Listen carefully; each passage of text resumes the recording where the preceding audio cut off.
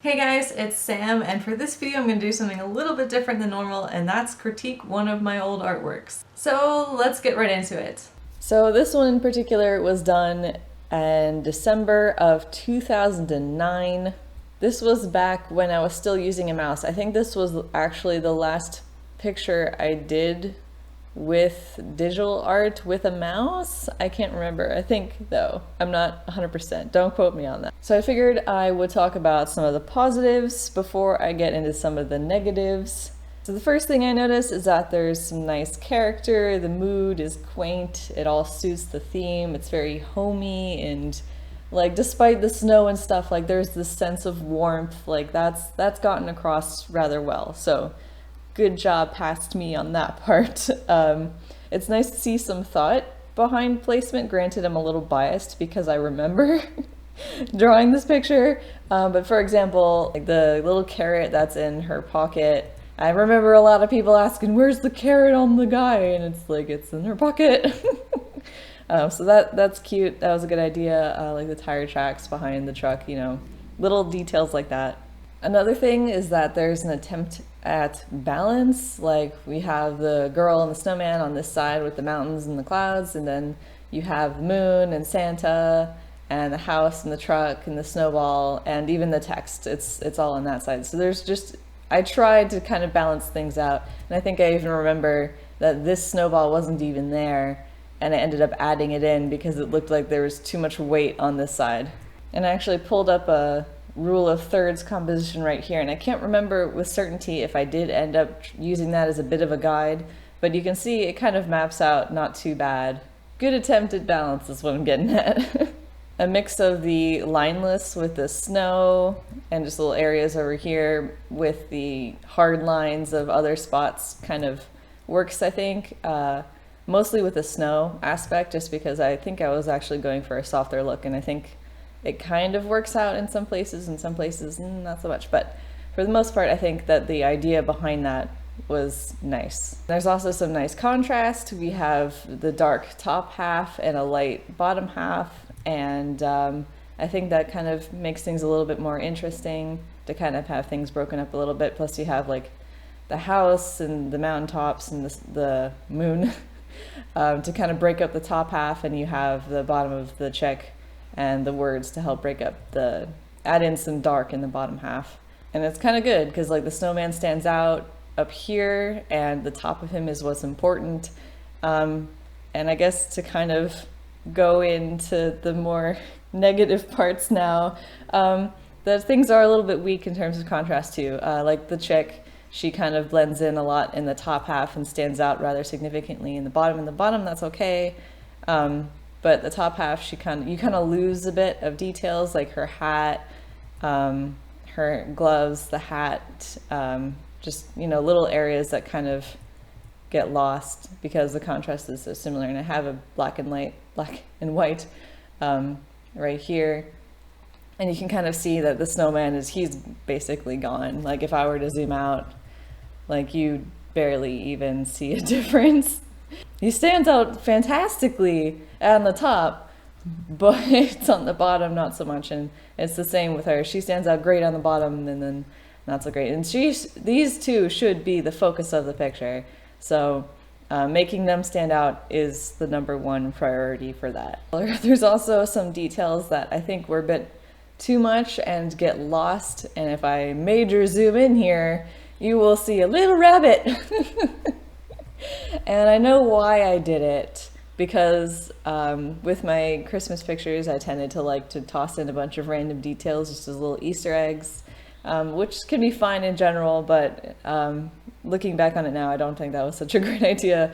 And then over here, there's actually a little family of deer as well, which are just completely invisible when you view the whole thing.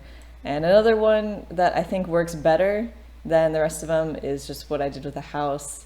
If we go zoom in over here, like the mailbox is fine. The little wreath on the door is fine. The little curtain's fine. The trees is great. I have mixed feelings with the Rudolph. It's kind of viewable farther out, and there needed to be something there if there's going to be like a TV, or it was intending to be a TV Christmas special, which is what I was thinking of. So I think it was good that I had like a large portion of it just be the face of Rudolph and not like something further away. So I have mixed feelings. I could go either way. And then Santa up here with the reindeer and then Rudolph leading the front. I also really like how I drew Santa. That's pretty fantastic.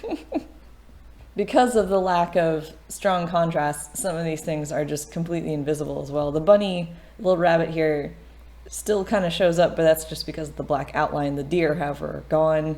The reindeer pulling Santa's sleigh are gone. Basically, you can kind of see their antlers and Santa, but everything else is just invisible. So some things also feel a bit flat, and I think that's kind of a mix of a lack of like direction with perspective. Like I didn't really plan out, oh, like this is the horizon line and like here's where stuff is coming out. Like that kind of makes things a bit wonky in terms of like balance and just making sense. I also am pretty sure I didn't look up references for anything. Maybe I did for the truck just because that is actually a decent truck for my art skills back then, because I could never understand how the doors worked with cars. But I might have looked up a reference there. I can't imagine I looked for very long though. But just some things seem a bit off or just plain, I guess. I don't really know how to describe it, but like the house seems a bit boring. And I know I tried to fix it up by adding a bit of texture on it to try and make it a bit more interesting. And that's like good, that helps it, but it's not really strong enough. And I think it would have helped a lot to, first of all, focus on perspective, because we have like a bunch of different directions. Like the house is kind of going this way at one part, and then the door is going this way, and then the truck's a bit more like this way, and then I think the roof of the house might even be going a different direction. And then over here, she's much more flat. And so there's just like a bunch of different perspectives going on. So I think like just ignoring the fact that I didn't look up references, like if I had just nailed the perspective a bit more even, not saying perfect, but had I gotten things a bit more on the same level, that would have upped the quality of this picture by a crap ton. The perspective really makes a difference. And I think like had these all been on like the same level of stuff, that it would have looked a lot significantly better. And then another thing I noticed was where this house is in relation to everything else. It makes sense with the girl, like for the most part. Like this section right here makes sense, okay? It's everything behind it that doesn't. Like these trees, like there's a little forest right here. I don't know how visible it is for you guys, but there is a forest right here. But there's also a forest right here. And if I were to draw a flat line, like how are these two connecting? Like what is the distance? Is there like a hill? Like what's happening? I don't know. I don't understand it. I don't know my thoughts and plans behind it back when I drew it, so I can't really explain it away. Just a lot of it comes down to perspective. I think if I had an idea of the groundwork of this place, wherever this chick is, it would have helped so much. It made a huge difference. Like same quality of artwork, just fix the perspective. This would have been an insanely stronger piece. Another thing, I guess, if I'm going to keep going with this, is some atmospheric perspective, just because since we do want this to be the focus, or at least that's what my intention was, everything else should be less in focus, not necessarily less important. So I think that that was a good thing that I did, was that every piece, every section in your artwork is just as important as the focal point. So this is just as important as all of this. And I think I did a good job there, paying attention and like having care about the background. Because I know a lot of people just try and focus on the part that's the focal point, and then they're like, they half-ass the background, and it's like, that's not gonna look good. You need to, even if it's out of focus, or even if it's not as detailed, like you need to care about it just as much, because it all together, that's what makes the piece.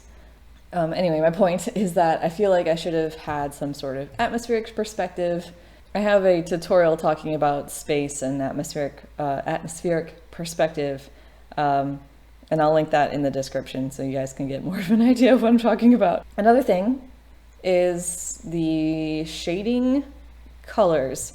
It's most notable on her skin because skin, I guess, is something that people are used to seeing as more lifelike and not black. Like the black and white shading that's going on here. It just looks really dull and dirty and flat, and skin does not shade from white to black. Skin shades with so many colors, so many colors. I don't care what skin color you have a rainbow in your skin tone, and rainbows are not on this side of the spectrum of shading. Having color in your highlights and shadows and just your skin tones in general, it's really important. It makes it look much more lifelike and alive and just realistic. Even if you're drawing something that's like a cartoon, it will look so much stronger if you have more colors. And I can do a tutorial on that later on, but that's just a little thing that I noticed. And it's throughout the piece, by the way. It's not just her skin tone, it's everywhere. Like, everything is black and white shading. And one last nitpick would be the snow that's falling down, and I actually didn't notice it until like right before I was about to film, but I do have different sizes. I have this size and then I have this size, and I know that I was thinking already at the time, like, have some sort of variation. Unfortunately, those little ones are just completely invisible when you zoom out. And not only that, but just the larger ones, it feels awkward and unnatural they have such crisp edges and just sharp, crisp edges, and snow is not like that. Especially when you're viewing it far away, it's often more blurry or fuzzy, plus it's falling down, so that you have that motion blur a little bit. And having some more variation, so having some that were much larger and then much smaller but still visible, I think would help. And then the placement just seems a bit, I don't know, distracting. And then like up here in the sky, it's like, are these stars or are these the snowflakes? Like, they look exactly the same. I don't know. Or if there are any stars. If they live in this wilderness, I would assume that you would be able to see some stars, even if the moon's out. But so there's just a bit of confusion there. But TLDR, the main thing that I would say that would help this piece infinitely would just be nailing that perspective. Like, again, it doesn't have to be perfect. It just has to make sense. Like, even with the top and bottom of the door, it's twisted. Let me zoom in so you guys can see. Like, the door itself, like, you have this line right here, and then you have it go up. And it gives an illusion that the door is being twisted instead of it being like a solid form. So, and then even in here, the window, it's not even straight up and down. There's, like, it's going inwards. Like, why? So if I put some more time into actually making the house, like, just, if things lined up, this would have been such a stronger piece, is what I'm getting at. And I think those are just the main parts that, I mean, obviously I could keep going forever on things that I did right or wrong, or things that could be improved or whatever.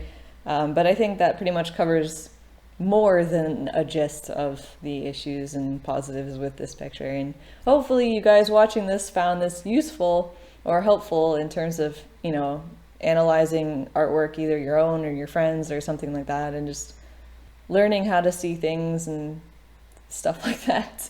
And that's it for the critique. If you'd like to see more critiques from me, just let me know in the comments down below, and subscribe if you haven't already. I upload new art-related videos every Thursday and Saturday, all with the hopes to inspire you guys to improve. And definitely check out the videos I have over there to see more from me, and thanks for watching. Bye!